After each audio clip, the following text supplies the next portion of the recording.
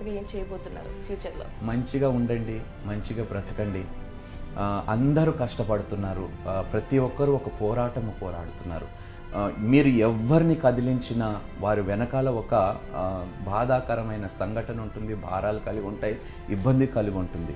వారిని ఇంకా ఎన్నడూ ఇబ్బంది పెట్టకుండాలాగా మీరు బ్రతకండి, వాళ్ళని బ్రతకనివ్వండి. అండ్ క్రీస్తు యొక్క సందేశాన్ని, ప్రేమ యొక్క సందేశాన్ని అందరికీ పంచండి. ఎందుకంటే ప్రేమ స్వరూపుడైన యేసుక్రీస్తు ప్రభువారు ప్రేమ చూపించారు. ప్రేమ ఏ విధంగా మనము ఇతరులకి చూపించాలో నేర్పించడానికి కూడా ఈ లోకంలోకి వచ్చారు. అంటే the definition of love is Jesus Christ. So I would say that share Jesus Christ with everybody and his love. ఏదైతే బైబిల్లో రాయబడి ఉందో, ఏదైతే క్రీస్తు మాకు నేర్పించాడో అదే పని నేను చేయబోతున్నాను. అంటే ఏమిటి? క్షమాపణ,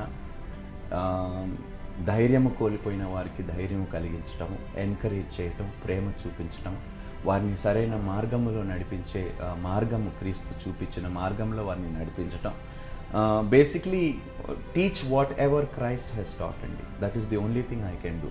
నేను నా అలవాట్లు జనాలకి నేర్పించాను అనుకోండి, ఇంకా వాళ్ళ లైఫ్లో బాగుపడరు. బట్ క్రీస్తును పోలి వారు నడిపించేలాగా నేను వారికి if I can encourage them, I think this world will be a better place, Andy. So that is what I would like to do as a pastor.